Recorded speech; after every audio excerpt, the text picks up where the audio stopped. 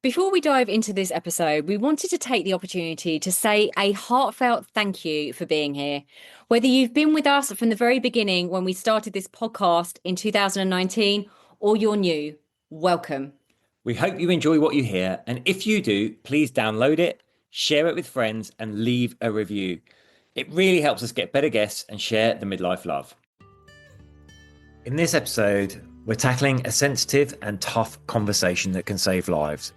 We're joined by Dan Summers and Dr. Susie Bennett from the men's mental health charity ManUp to talk about male suicide, particularly why men are disproportionately affected, how the empathy gap shows up, and what's really driving the crisis beneath the surface: lack of purpose, isolation, and tools for emotional regulation. We unpack the gender differences that too often get ignored, how cultural scripts keep men emotionally armoured, and the practical steps that help men open up before they hit the cliff edge. A quick heads up, if you're affected by this subject, please listen with care and check the show notes for support resources.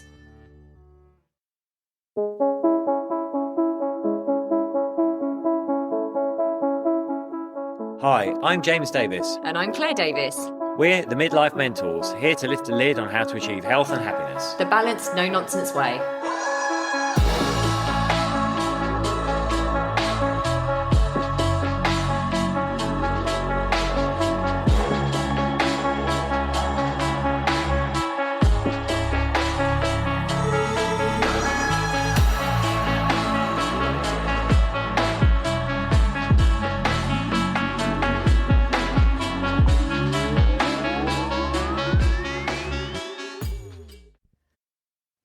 Hello and welcome to another episode of the Midlife Mentors with me, James. And me, Claire. When this goes live, we are where, Mr. D? We are in Ibiza, which I'm saying with a big smile on my face, but guess what, guys? I know we always say we shouldn't talk about the weather, we're so British, but it's currently 20 degrees and sunshine with the forecast due to keep at 18 or 19. Here in the UK? Yes.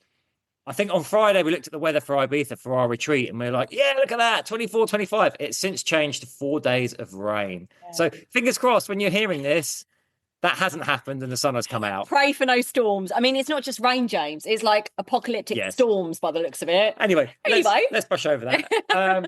Also, we were both at Pause Live this weekend just gone, and I was on a great panel there, male-only panel, talking about men's understanding of menopause, how to support women better through that, but also factors that affect men at midlife and why communication is so vital in relationships at this point in life when there's menopause and low testosterone happening at the same time, and the possibilities there of miscommunication as each person deals with their own thing. So it was really great to hear, really great reception from the crowd there. So from the ladies, really I had ladies coming up to me saying how amazing it was to hear a group of men talking about menopause and then learning a bit more about andropause. So yeah, you did well. It was great. Yeah, I loved it. And it kind of segues quite nicely into today's podcast, which is actually a very serious but very important topic. So we'll be discussing male health, mental health, but in particular male suicide. And we're really thrilled to be joined by Dr. Susie Bennett, research fellow, and Dan Summers, founder of ManUp. Dan, Susie, welcome. Thank you for being here. Thank you for your time. Thanks for being here. No, thank you for having us. Yeah, absolutely. Now, I guess maybe just start by telling us a little bit about ManUp, like what inspired you to start it, the work you do. And I know that like last week, for example, you were on a roadshow, weren't you? You were in Cardiff, and this was all around mental health awareness for men and particularly suicide prevention as well. Yeah. So this is with Susie. So last year we did 5 or 6 events or something like that, and we're doing them again this year. And those events are simply called Why Do Men Die by Suicide? And this highlights the research that ManUp, the charity I founded, funds, which is Dr. Susie Bennett from Glasgow. It feels weird saying that, but to me it's just Susie. So what we decided to do, and Susie's been like that since day one, is fine investing in research, it's fine getting all these PhD papers, blah blah blah blah blah, but we discovered that a lot of PhD and research and stuff like that is actually kept hidden away. And if the normal person doesn't know how to use Google Scholar, that information isn't really any good. So that's what we try to do, is go, okay, let's have this research. So I'm speaking for you, Susie, so I apologise. Yeah, you doctors, you NHS, the police, whatever else, you can spend your time probably getting paid to read it and blah, blah, blah. But we're so passionate about getting that information to the small guy, to the normal people, so they can go, actually, well, this research says this, so why is my doctor saying that? Yeah. Yeah, it's such important work. And I think these road shows that you do are so important. Everything you do to kind of raise awareness and get men talking, because I know you and I have talked before, Dan, but I think that really is one of the key things, isn't it? Like getting men to kind of open up and talk about what they're feeling. I'm going to sound so politicianly, I think, but yes and no. We learned when I first started ManUp on the 4th of March 2019, it was just going to be a one-off event to get 1,000 men in a field to put under a photo. It was quite gimmicky to say it's okay not to be okay, and then let all the charities deal with it. But I learned very, very quickly that actually a lot of men do talk. Data proves that men will talk. I think there was a study, nothing to do with us, and it wasn't you wasn't involved in the Manchester University one, was you, Susie? No. But they looked at I think it was 2,500. I think it was 2020, maybe 2019. But I think it was Manchester University looked at 2,500 male suicides. And I believe that data was biological men. So the data was very, very clean.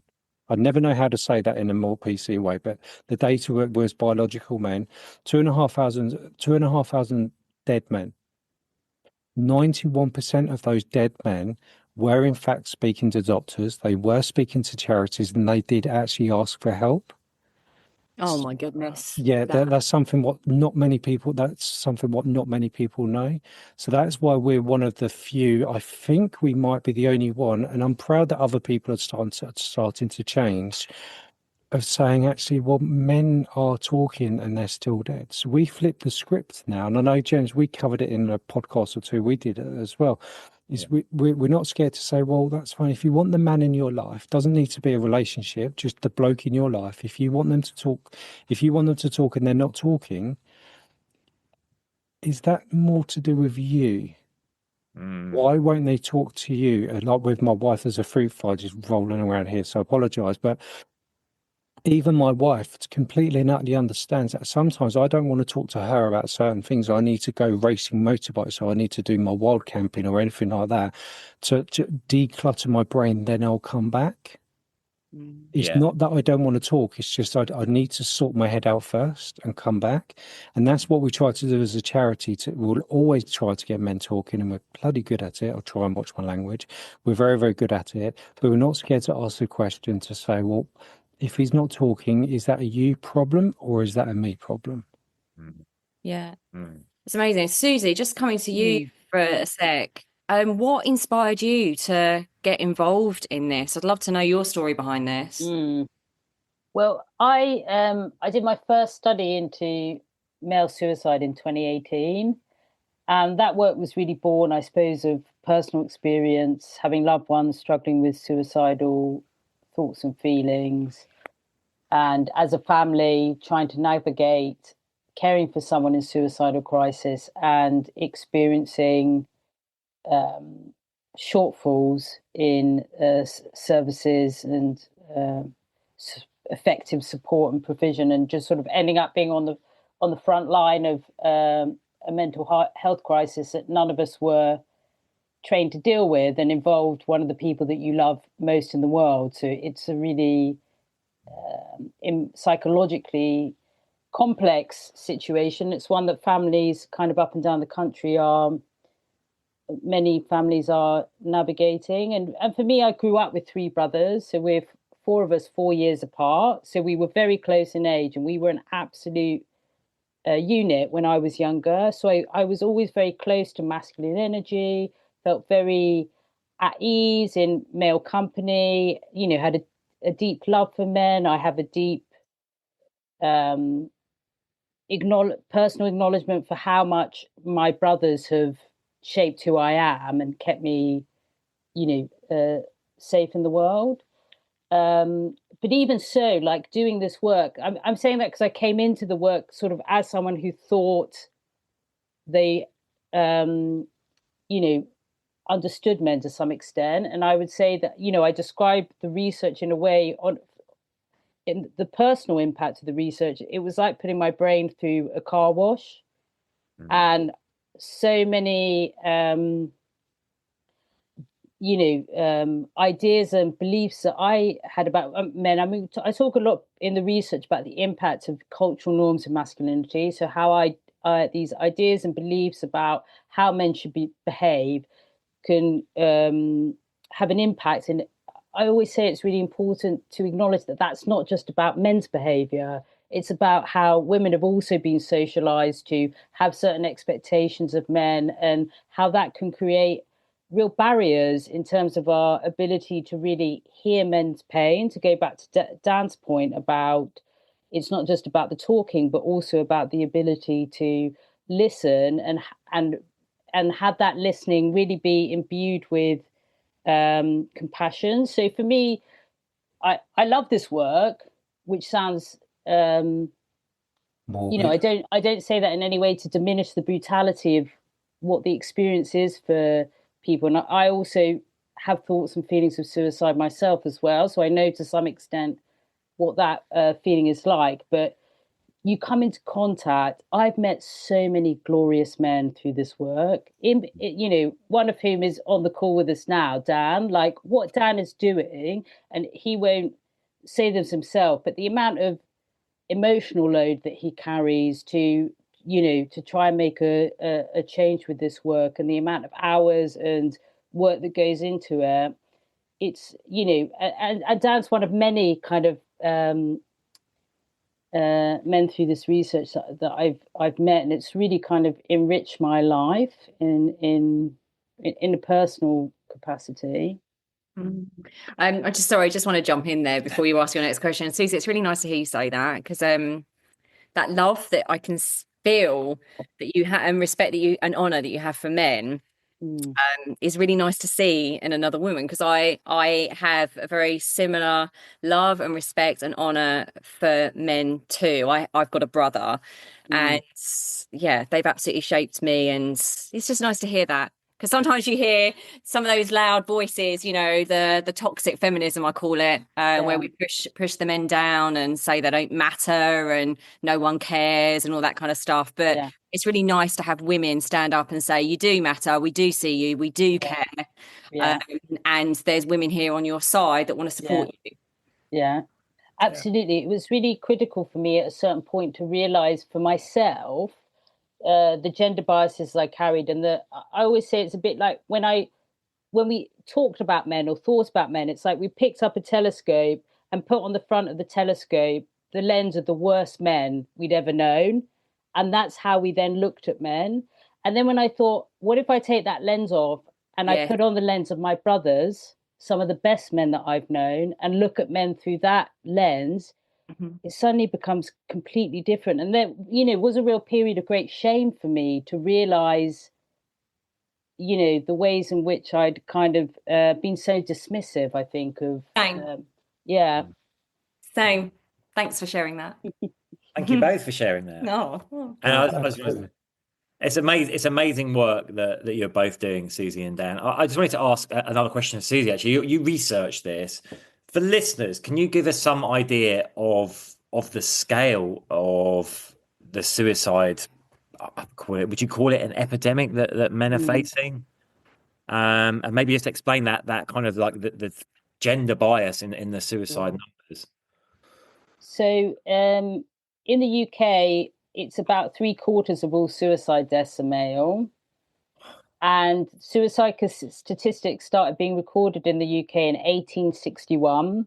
And for every year since 1861 up until now, we have more male deaths recorded. And that pattern is pretty similar in almost every country in the world, that you have higher deaths in men. So there's this real gender dimension to at least dying by suicide. Obviously, women, I myself experienced suicidal pain, so it's not that women are immune to it, but there's this very clear very clear risk factor for men. So we had the stats here that are really, it's very clear what they're saying.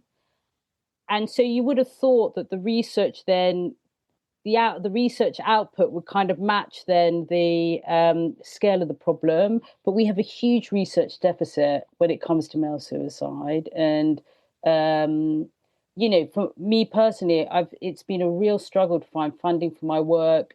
Dan's been the first time where I've been able to have like a livable income to not be working additional jobs to try and so it's, for me, I don't want to go off on a tangent too much, but so much of this is rooted in an empathy gap that I think exists in terms of how we think about male pain. And then that empathy gap, I think, can create this sort of invisibility around, I mean, there's no, for me, suicide is the manifestation of profound distress, deep distress, that in that moment of time, in that moment of crisis, that person doesn't know how to regulate it effectively. So suicide is pain. And I think to see men dying at such high rates of pain, essentially, of psychological, emotional pain, and for that not to have provoked questions in all of us, you know, I mean, as a society, as a political people in power, you know, to not start to question, you know, what's going on here is, you know, a stain on our attempts at being a civilized world. But, you know, that's why I have so much admiration, you know, for things like what Dan set up. I mean, Dan always says he's an accidental charity founder. You know, it's not because the work kind of, you can't leave it, is what I found. Dan, maybe you feel the same. Once you start, you just can't leave it. Yeah, I think for me, once you see it, you can't unsee it. Yeah. You really can't. And the thing is, because originally when I first started ManUp as well, is the reason I wanted to put it into a charity is because no one would really take it seriously. And I'm like, we're building up a massive momentum. So I was like, okay, well, let's put it into a charity, but also because I wanted to hold myself accountable. Yeah. I think actually just understanding, Dan, what inspired you to set ManUp in the first place, because we kind of touched on when you set it up, but actually what was the driving force? Susie's shared something really, thank you for being so vulnerable and open. I think it's really important that we share these stories, right? Like what drives us, but what drove you, Dan, to set this up in 2018? I think you said, Well, 4th of March 2019. That's when Keith Flint died from the Prodigy, because I actually knew him. And back then, Susie's heard me say this so many times now, but back then I counted on my hand. I was sitting in my office, and my wife was just like, "Are you all right?" I was like, "Yeah, it's fine. It's just a bloody another one, isn't it?" I was like, "What?" And she looked quite offended that I was like, "Oh, it's just another one," as though like it was normal. So, well, how many blokes do you know have died, who've killed themselves? And I started counting, and back then, this is on 4th of March 2019, there was 20. Oh. Wow. And I put it. I purely and utterly put it down because I was raised in the care system. I got involved in DJing, illegal raves, motorbikes. There was obviously drugs involved and all this kind of stuff. I just put it down to that. It was just normal. So when Keith died, that kind of hit me. For some reason, it hit me quite a bit.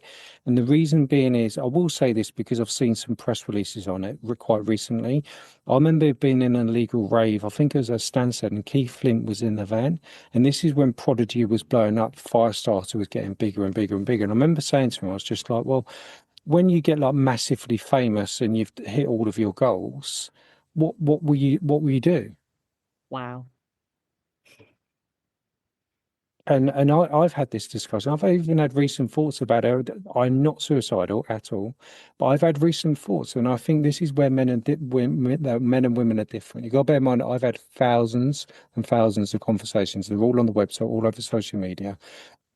But with me, I've had to think long and hard. I'm like, okay, well, the charity's doing well. I rub shoulders with some amazing people. like even celebrities, sometimes I've had conversations with WhatsApp with them, and it's really, really good. And arguably, the charity that I founded has saved many, many lives, and is more to the point, not just saved individuals, but helped families.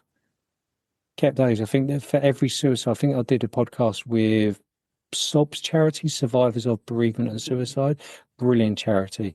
They said for every suicide, there's normally, I think it's 350 people what are directly or indirectly linked with that one death. So there's such a massive knock-on effects, Yeah. It's terrifying. It is. I'm really interested to ask both of you, why do you think there is such a gender difference? And I can guess already that's going to be like a multi-layered answer. But what we say are the key drivers for there being such a gender difference? Is it kind of like you was explaining earlier, Susie, the empathy gap? Yeah. Kind of cultural strictures in the way men are kind of taught not to express their emotions, to bottle it up inside. The modern world giving people a lack of purpose and fulfillment. But well, for me, lack of purpose is something what so many men are just losing. And I think we need it, rather than just go, okay, we need to find a hobby. And I do hear that, like stuff like this. Well, go and find a hobby, join a football club or something like that. It's like we need to really get to, well, why are they feeling the lack of purpose? And I do think society. Let me go back. Let's go way back. A lot of men might have been dicks. They were very, very powerful people, and obviously women can do this, women could do that, and I completely and utterly stand that. And I'm a massive. I'm not a feminist. I used to call myself a feminist. I refuse to call myself a feminist. I think things should be a lot more equal than they are at the moment. Do I think everything should be equal? I don't think it's possible. Like I caused a massive ruckus because I was at via Teams. I was in Downing Street, and we're talking about the reformation of the child maintenance, the CSL, whatever they're called now. And I heard all of these people. All of the other charities were domestic violence charities, what was standing up for women, completely and utterly understand that. There was only me and one other charity which supported men. The other men's charity was just like, well, men should get more maternity pay, they should get equal rights, blah, blah, blah. I'm like, I see what you're saying. They shouldn't have asked me for my opinion, but I was like, I totally and utterly understand what you're saying on this. Is should paternity pay be more than 2 weeks for men or whatever it is at the moment? Absolutely, without question. I love the fact that the couples can now share a little bit. But at the end of the day, the reason I don't think things like that could ever be 100% equal, male and female equal, a woman's body goes through a lot of crap. Just for the pregnancy, just for the pregnancy, just for the birth, and obviously have to rebuild her body and blah blah blah blah blah blah. And that's if everything's fine and dandy. If there's no issues, there's no operations or stitches or anything like that. And this is why I kind of stay away from the feminist stuff now, because I don't think we can 100% be equal. But we need a conversation where we all completely and utterly understand that men and women, well, and other these days to be PC, but men and women. We just need to communicate and somehow meet in the middle so everybody's fair. I think I was going to go on a tangent, so I apologise. Is historically, yes, there was a lot of men what were horrible to women. Women should have had rights way, way more than they should have done, and sooner than they should have done now. But I think what's happened is we're completely and utterly flipped. Now people are saying, look at any social media reel, there's no need for men. I hear you, Dan. We're not needed anymore. Yeah, I'm huge on this. Yeah. I do stuff on this all the time, particularly on LinkedIn. I'm so deeply ashamed, actually, of some of the women and how they are belittling men, marginalizing men, and just saying we don't need them anymore, and all the other women jumping in, and I'm just like, have you not got a partner? Have you not got brothers? Have you not got friends? Where's your humanity? Like, you have men in your life. Do you believe that about them? Yeah, exactly. But that's my point about the whole purpose thing as well. So if men are constantly being told you're not needed anymore, blah, blah, blah, blah, blah, and then they've lost everything, like the family's gone or whatever, or sometimes it's not, it's not always blokes who are just sad or got mental health issues or got life problems. I speak to way too many retired men who have completed their life. Mhm. Their kids are doing really well at Cambridge, doing PhDs, this, that, and the other as well, own their property, and they're like, "I've literally completed it. I've got what else? I'm now in the way." Yeah. And that decision is to call it a day. Yeah. Yeah. Susie, what are your thoughts on what's kind of going on here, this kind of gender gap with the suicide stats and things? Obviously, you did mention that empathy gap and a lack of compassion. And Dan, we've just had a conversation actually about how it's almost flipped completely. The pendulum has swung in a not a very healthy way. It's kind of what I would call that toxic feminism. What would you say, Susie, is really going on here? It's I mean, I always caveat first by saying, like, suicide's one of the most complicated behaviors that humans do. Like, I've made a cup of tea before we've done this recording. If you look at, that's on one end of the behavior spectrum. Not many factors go into my decision to make a cup of tea. On the other end of the spectrum, thinking about suicide, so many different factors contribute to somebody's suicidal pain, from things that happened in your childhood, your upbringing, what happened to you at school, biological factors, things like being neurodiverse can increase your suicide risk. You, of course, structural factors, job, economics, poverty, housing, so many factors contribute to suicidal pain. And I always say, for me, every suicide is an individual symphony of sorrow. So I have to, do the work with a deep, deep respect for the individual story and the individual experiences that somebody has gone through. And at the same time, I describe it as kind of trying to walk this tightrope of respecting that individual context. At the same time, we want to try and do something to change this situation. So we have to start to try and establish some kind of general principles about what's going on. And what I observe is that within that kind of symphony of sorrow, which is about your individual life, there's often, I think, this common chord of pain that I think is the same. It's got the same three notes for me, regardless of your gender. And it's to do with dysregulation and pain in relation to your emotions, your ability to manage and cope with the feelings that you're experiencing. It's about your relationship with yourself, so how you think and feel about yourself. And then it's about your connections with other people. And I think when you start to look at these gendered ideas about men and male behavior, and you start to think about what cultures say to men about what to do with their emotions, that they don't need to feel them, or certain ones of them, they don't need to feel, that they should be suppressed. When you think about how these ideas of men, like emotional suppression, independence, self-reliance, stay in control, all those ideas narrow the space available for you to build meaningful, intimate connection with other people. So it's then creating challenges for some men in their connections with other people. And then in terms of relationship with self, one of the fastest lessons I had to learn as a woman kind of researching in this space is how big ideas of success and therefore ideas of failure are, for men. And I really didn't appreciate that as a woman. That was one of the biggest kind of wake up calls for me, was how huge these feelings, how many men carried a very clear idea in their minds of what makes a successful man, and that you always knew what camp you were in. So for me, there's these three common notes of pain in this sort of chord of suicidal pain that anyone of any gender can feel. But I think when we start to look at how these cultural norms of masculinity can shape men's psychology, but also the people around them, when we think about connections with others, before I started doing this work, there would be times that I wouldn't check in on my male friends in the same way that I'd be checking in with my female friends. I'd make an assumption that they don't want to have that conversation, or, and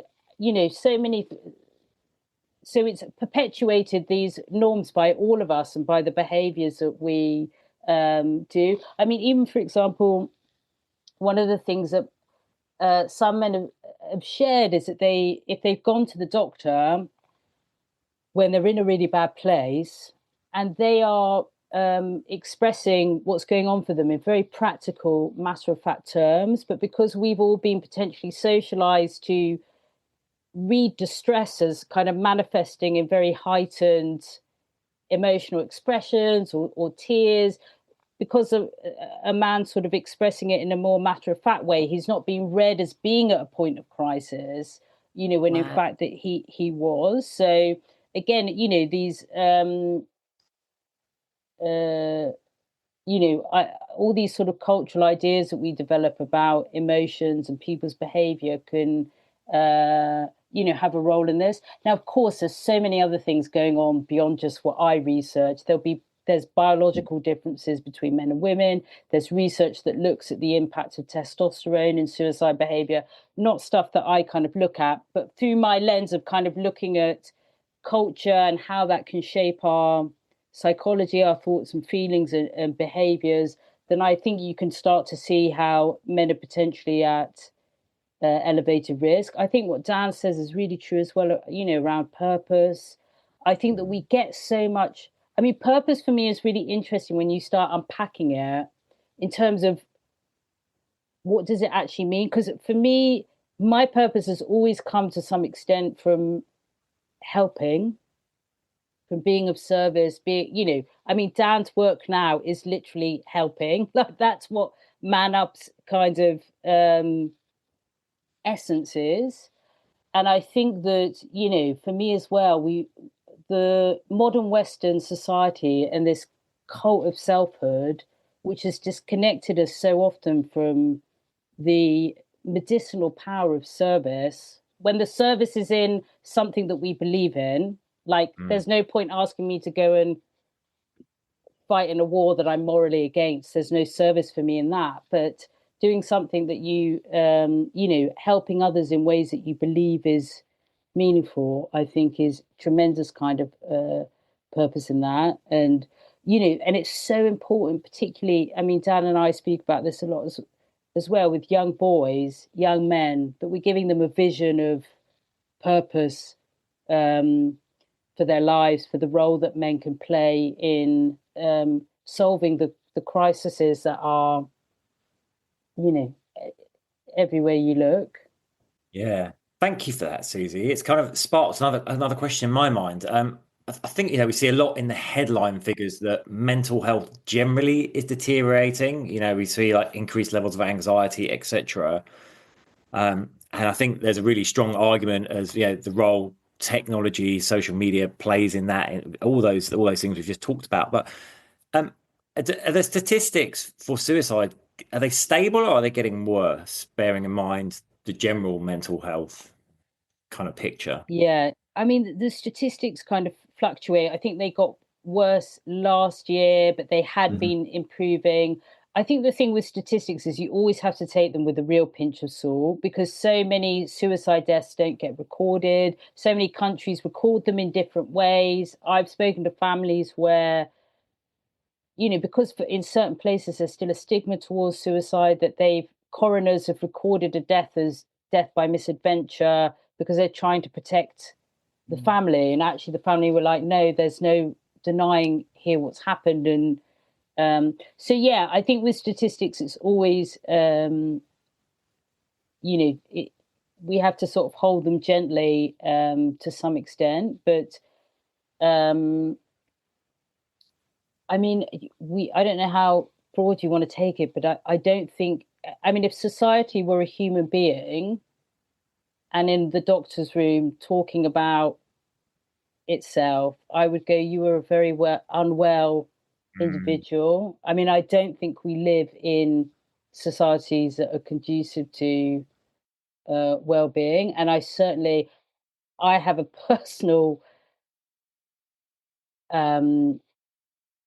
like anguish around social media and what it does for young people. When we think about that cord of pain, and you think about something like some of these social media sites, what it does for people's sense of self, for meaningful, intimate connection with other people, for your ability to healthily regulate your emotions.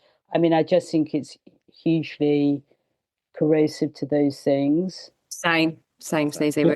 If I could just chip on that, if I can just chip in on that as well, because actually one of the main cause what I did way before Susie, but one of the main cause what I noticed with ManUp is everybody talks about suicide, rightly so. The statistics are absolutely terrible. Pretty much pick a country going back to 1863 or whenever it all started.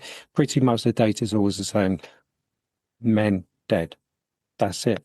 But actually, when we talk about suicide, I think we've got to be very, very careful, is because we are all so focused on the instant death, the instant suicide. But actually, I used to run a soup kitchen. I did it for like 5 years in Ipswich. I'll never do that again. It was horrible, absolutely horrible during COVID. But anyway, I digress. If you really speak to some of those men who are on the streets, their lives are completely and utterly fallen apart. They're drinking themselves to death. They're injecting, they're snorting, they're doing all of this stuff over a long period of time, and their goal is to die. They just don't want to do it instantly. And that's just the rough sleepers, all the people, all the client, all the guests of like the soup kitchens. These are people. There are also men recruitment consultants who are doing bloody well, really, really well. But they're getting on it every single night and all this kind of stuff. Completely and utterly. Well, let's say how it is, destroying their lives, and you could say everyone else's lives around them as well. But we don't register. I think it bounces what Susie is saying. That's not recorded as a suicide. And I know there's been some drug overdoses, which are clear. Even the families, and I've spoken to them, where this is clearly he wanted to kill himself. He told people he wanted to kill himself, and he bombed a load of ecstasy and OD. I don't want to give tips, but do you get what I mean? They took an overdose. And to save grace, I think the word was, to the families, they put it as misadventure. Yeah. That's not a suicide. By law, that's not a suicide. That's a really sobering point, actually, Dan. I hadn't even thought of that. That kind of the behaviours that are I want to check out effectively, but taking the long road rather than the motorway. Yeah. And it's a massive problem. Yeah. It really is a massive problem, and we need to just review everything the best we can.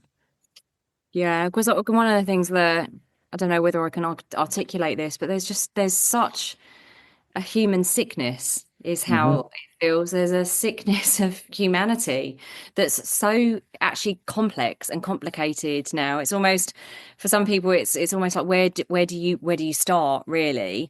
But Susie, to your point, I agree. Something that's always really, I'm probably too sensitive, but I don't think that exists now. I've kind of accepted that I'm just uber sensitive, and that's actually probably a good thing to be, as we become so desensitized to human experiences. But one of the things that I see is causing so much pain is tech.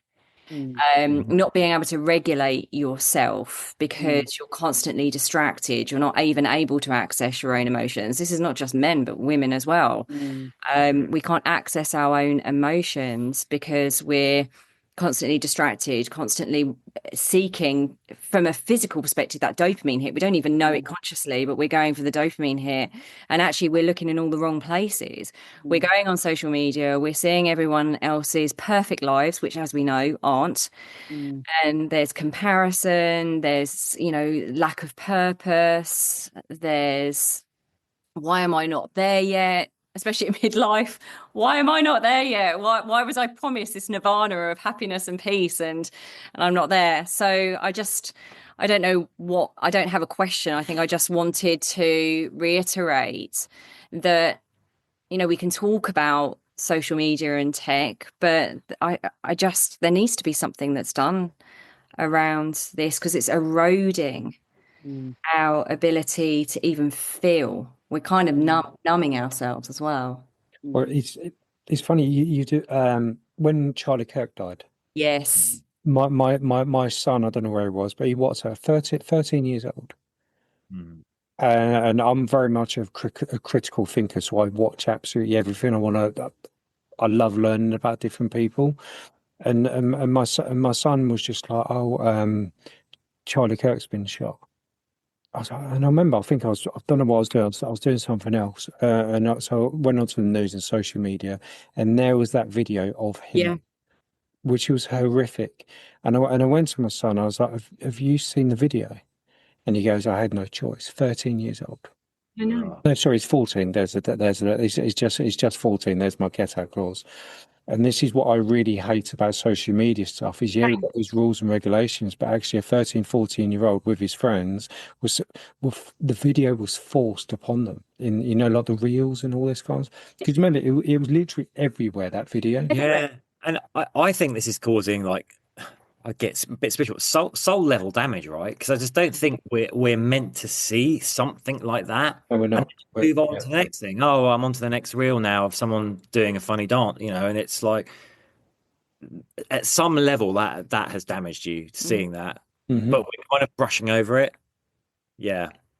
And this way, I don't know. I think we're just losing the ability to. Personally, I just think we're losing the ability to just be bored. Oh, we say this all the time, Dan. We say this all the time. Yeah. We've got like everybody's just got to be preoccupied constantly. Yeah. We did a podcast on this recently called the art of being bored, or the positive forgotten art of being bored. Like Okay, yeah. It's when you're, neurologically, you start making connections, you start healing, your imagination comes back. There's been so much research around this where they've actually forced people to be bored without any stimulation, external stimulation. And for long periods of time, it's not just like 5 minutes, it's longer periods of time, and they can see that their brain starts to light up in different ways. And I'm a massive believer in this. I took 9 days, this is last year, I took 9 days where I had no devices. I didn't take any with me, and I didn't speak to anyone, and I had 9 days in silence. And I'm not saying anyone should necessarily be that extreme, but I was being really called to do it, really cool, kind of on a spiritual level. It was incredible. Susie, to your point about me, that was my awakening of so many things, but the shame of my expectations that have always been there on men in a romantic way, all these preconceived ideas of what they should do, shouldn't do, how their emotions should be expressed, all of that stuff. And I would never have had that had I not had that experience of being utterly bored. And I'm not, but it just goes to show what the brain does and how it heals and how it starts to make connections and opens you up to the truth. I use that word lightly, but for me, I mean, I came home from that and I was like, I'm sorry. I wish I could go back over my past and say sorry to a lot more of the men that I have, had relationships with and stuff. But it's it was a very humbling, very, very humbling experience. Yeah. So what shifted? What was it about being was it just a time to think about it, or? Yeah, it was knowing. I think I've had this feeling, what we were just talking about social media. I've known how unbelievably toxic it has been for my soul. Right. And having been part of that world and feeling that I have to be validated on social media, the metrics, the comparison and all of that sort of stuff, I have to go on a strict diet. I mean, I literally have to go cold turkey from all of that. So I think that's what drove it. And I actually, because I know underneath, that's the real person, the one without all of that noise is who I wanted to find. Right. Yeah. Don't know how we got onto that. That was a bit of a segue. I don't. Yeah, but no, it's good. Yeah, because funny enough, Susie heard me say something. Like, I do a lot of wild camping, and I prefer winter and all this kind of stuff. And Is there a bit of masculinity of me surviving at -27 in snow and all? Of course there is. I didn't do that, Dan. Yeah, no, I did, Good. and I still do. Is there a bit of masculinity? Of course there is. Of course there is. I am a man at the end of the day, but it's also I can go to such remote places, and it's about knowing what I'm capable of. Like how do I feed myself in such horrible conditions and all this kind of stuff. And I go there with all of my life problems and come back with the little ones where I can go, right, Faye, you need to do this. Susie, you need to do that. This, I need to do this, and just do. I think this is the thing about social media, just life in general. The way life is going for both genders is we're our brains are sponges. They are there to take in information, but you've got to switch off and let it untangle and shake out all of the cobwebs. And we're not doing that. We're constantly feeding it information. Yeah. If we're not in information, we're scrambling on. Yeah, like we're not in a world where we're struggling for information. We're in a world where we're struggling to switch off from the information. It's like, I say to clients that I work with, when you're running, are you listening to a podcast? Well, yeah, with more information, this self-help world we're in, like more information, help myself. Are you putting any of it into practice? No, I'm just getting the next book, hoping that I'm going to get the next magic pill and the next thing from a book or a podcast, but none of it, you're not sitting still long enough to put any of it into practice. Absolutely. Yeah. I know a lot of the great work you do and your roadshow is about suicide prevention. I guess, like, to kind of bring this to a close, this is. We could talk to you. Yeah, we could talk to you for ages. Oh no, it's one of yeah. It is a bit hard. I would say, are we suicide prevention? Are we suicide prevention, or just letting people, Susie, think? Are we really suicide prevention? Those shit, you got me saying roadshows now, but these events, or are we simply just giving men voices so people can make their own mind up? Yeah, I mean, in part, it's about the material that I present is really anchored in the voices of the men that have participated in my research. I always say, without again kind of diminishing the brutality of the pain that they're in, they have so much wisdom to share. To go to the points that you've all been sharing, like I've never sat with a man who's suicidal who said to me, "Oh, I'm longing for a bigger car or better, more money, more." Obviously, when there's deep poverty, there's a desire, but the things that they're craving for, like meaningful connection, for a sense of contributing to a meaningful life, it's all the time helping to anchor me back in the things that matter. I think that there's huge wisdom in people who are suicidal as a mirror for society in terms of what makes a life meaningful and purposeful and fulfilling, and using that in some ways as a kind of compass to go forward. So, but I think trying to get people to better understand those voices hopefully will allow them to then come more open-heartedly and compassionately alongside men in despair, that will hopefully then act as preventative. But I know, I'm kind of like Dan. It's really difficult to think in. Of course, I don't want all of this work is driven by wanting to help people find their way back to a meaningful life. Of course, we want to prevent suicide, but at the same time, acknowledging that there's so many complicated factors and things that need to change, and it's not just about talking about what you're feeling, having somebody that can listen, having somebody that can hold it, having access. If you've had a long, traumatic, complicated life that's often rooted in childhood experiences, getting the proper, effective therapeutic support that can help you come to terms with that, to understand it, to regulate the pain that you might have, in relation to that, you know, getting you out of a shitty housing situation or getting you into employment that is meaningful for you. There's so many different things that need to you know, happen. But I think that's something that's in all of our gifts to do, because we're all humans in relation to one another, is excavating these gender biases that we might be holding and trying to bridge that empathy gap. That is something that is in all of our you know, gift to do. And I really, really just want to set fire to the idea that it's this kind of like war of the sexes. That, you know, I always say I can't be well if the men I love are not well too.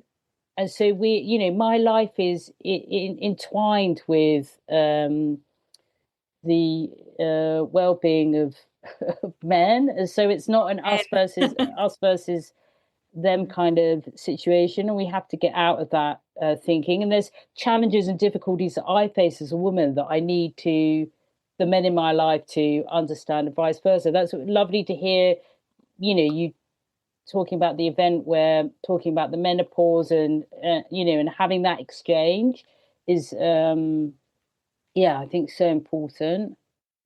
It's really lovely. Again, just want to echo that it's really lovely to hear you say that, because I feel exactly the same. I really do. I've got one quick question before we wrap up. Susie, and then we'll come to you, Dan. Susie, what would you say? I'm gonna actually because we're both women, I'm gonna pose this to you. What would you say to a woman that might be concerned that a man in her life might be suicidal? Yeah. What would you say would be a good piece of advice?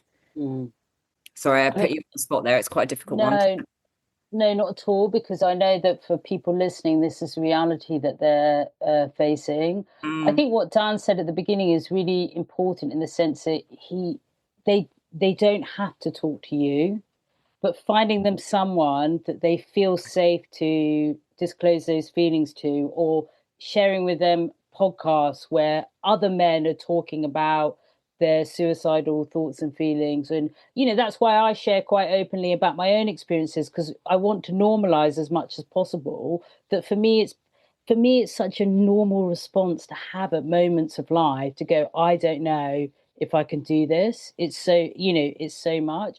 And so again, we're sort of walking this tightrope of normalizing those feelings and at the same time taking them really seriously, because when you're in the thick of that emotion, you can lose sight, in my experience, very quickly, of the things that anchor you to life. So we also have to build a toolkit that looks different for everybody. The tools that I use to keep myself well are completely different to Dan, who does the wild camping, goes on his motorbikes.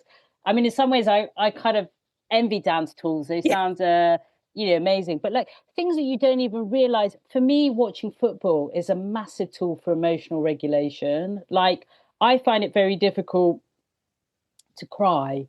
Something hugely stressful can be happening in my life, and I think I should probably release some emotions, and I can't. I like physically can't, so I'll get a migraine, and then I'll watch the football, and I can cry over that. And I think these are my these are my tears. They haven't come out, you know, in a linear way, but it's figuring out. And so I need football. I need it in an emotional regulation sense. And I think there's being curious about what the man in your life may be using to regulate his tools. Because for me, there's two really important questions. First of all, is what pain have you been exposed to in your life, both historically and currently? Where's the pain coming for you in your life? And then second of all, what tools are you using to regulate that pain? And are those tools helping in the long term? Because we can do a lot of short-term pain relief, like going and getting absolutely razzed, or losing our temper and exploding and just get it, you know, and you know, or self-harm, binge eating, behaviors that might provide some relief in the moment, but actually in the long term are just increasing your exposure to pain. So trying to be curious about what those things are. And I think then, I had a really interesting conversation once with a guy who did a lot of gaming. He was a father, and he and a husband, and he'd come home from work, and gaming was, he said to me, was his time when he could close off his brain and he wasn't thinking suicidal thoughts. So for him, that period of gaming was really important. Whereas his wife might look at it and be like, get off your computer, Yeah. come and help me with A, B, C, and D. So I think being curious about what strategies the man in your life might be using, and don't make assumptions about what they mean. And just because you wouldn't use them doesn't mean that there isn't some kind of usefulness for your partner. But also, just to go back to Dan's point as well, that it doesn't have to be you that he speaks to. And sorry, I will finish in a second, but being really respectful, I think, I always make this example for other women because I think that it helps us understand it. I grew up in the 90s when it was size 0 was what women should be. That's what your aspiration should be. You should be a size 0. And it made all of us nuts about our bodies. Totally. And now it's 2025 and we live in this era of body positivity, which is great. But it doesn't mean that all the women of my age are suddenly like, I feel amazing about my physical form, because we've had years of being told different messaging.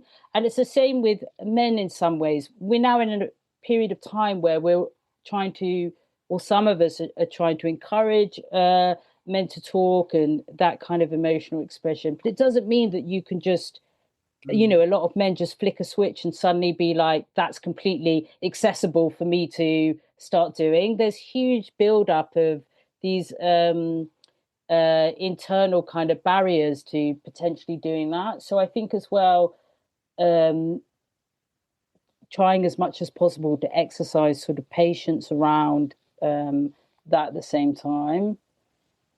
Thanks, Susie. And just from you, Dan, like, what would you say, just to kind of, I suppose, leave this on a note from the guy's perspective? What would you say to a guy if he's listening to this and he is feeling some of the things that we've shared here, that lack of purpose?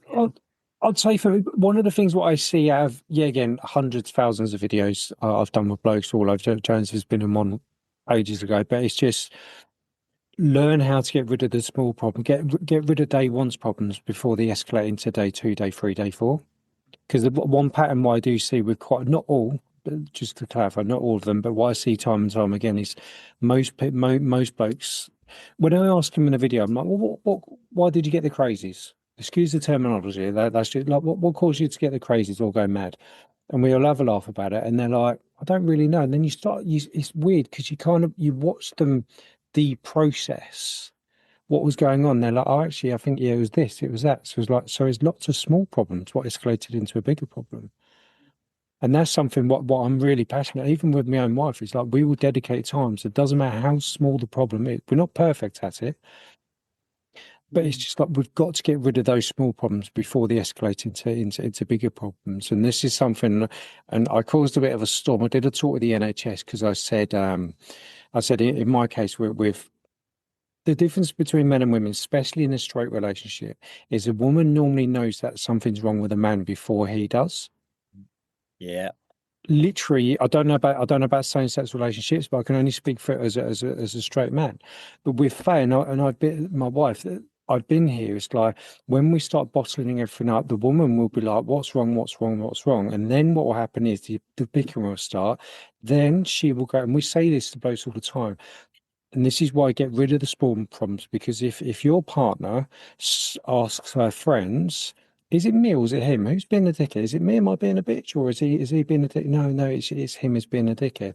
Or even worse, if she rings up her mum, game over. Your relationship has got a hell of a lot worse. So we'll just get rid of the small problems before mother-in-law gets. And we kind of joke about that within reason. Like get rid of the small problems. And the prime example, the one what taught me so much, and I know we got to close, is a guy who had PTSD, complex PTSD. The stuff that he's seen and had to do and witnessed is horrific. And he was one of the lucky ones, his words, not mine, one of the lucky ones that when he got medically discharged, he got therapy, he got all of that stuff, all of that tick list literally given to him, extremely lucky, but none of it worked. None of it worked for him at all. Well, maybe bits, but none of it worked. But there was one day where he woke up feeling quite agitated, and his words, just full-blown crazes was setting in. And his wife dropped a load of stuff, done the shopping, I think it's Aldi, but she bought a bigger bag of sugar. So he'd done the same thing what he does every week and wherever it is just grabbed the bag of sugar and tipped it into the sugar pot. Because it was a bigger bag, it overflowed. That overflowed all over the floor. He raced his husky, or did race huskies. All the sugar went everywhere. His dogs went completely psycho. He snapped. 2 hours later, the police are pulling him off a bridge. No.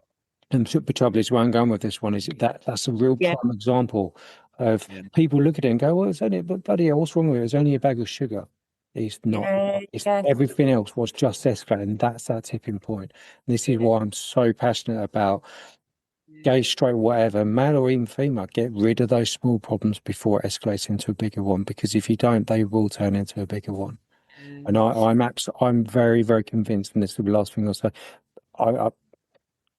a lot of mental health issues could be prevented if they looked after their mental health. I'm not on about the serious, like the schizophrenias and bipolars and stuff like that. I'm on about the small. I do think a lot of mental health issues and problems could be prevented by more listening and more communicating with each other. Agree with you. Well, 100%. that's a thank you both. Thank you both of you. Like some great insights from you both there at the end through the whole thing. In fact, Oh, and I just want to say, massive hats off to both of you. Like really, hats off to both of you. I'll get emotional. What you're doing in the world, it's really admirable. That doesn't even kind of touch the surface of what I feel you're doing in the world. It's really, really important. You're saving lives and saving families, and so I know it's not. I can imagine it's deep work. It's not without its challenges. So thank you for doing it. Yeah, thank you for having us. Thank you. If someone's listening to this and they want to learn more, where can they come to find out more about ManUp or any other resources? Our one's easy. Our website is manup.how.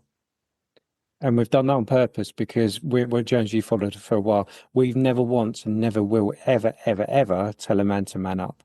We just simply question what it is. And in the Oxford Dictionary, it's where I've been quoted as saying it. I think I was quoted in The Guardian, which awful journalism, is saying that, man up. Dan Summers says it's the true meaning is to be brave enough to deal with an unpleasant or an awkward situation.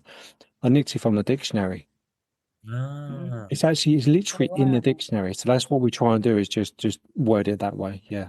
But our website is manup.how and all of our, there you go. Susie, over to you. Sorry, I'm taking over. I've got a website called malesuicideresearch.com.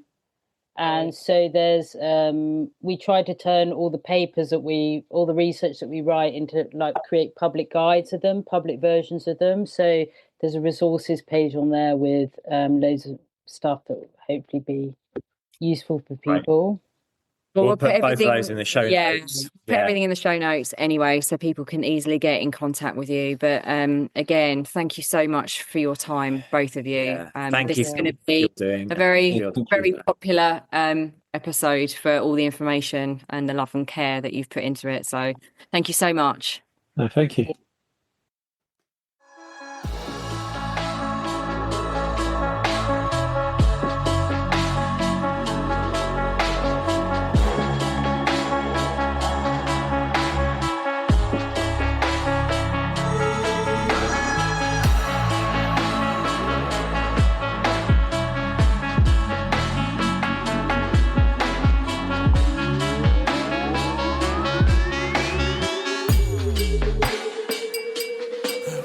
Yeah. You've been listening to the Midlife Mentors with Claire and James Davis.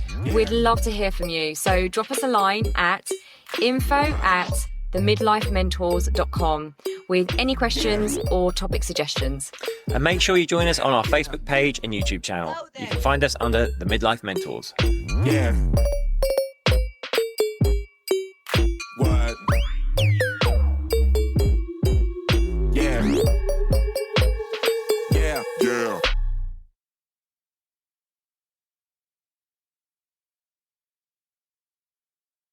Thanks so much for listening to this episode. And don't forget to take the Midlife Reset Audit now to receive personalised insights into what's holding you back from living your healthiest, happiest midlife. So go ahead and take the audit now at themidlifementors.com/audit.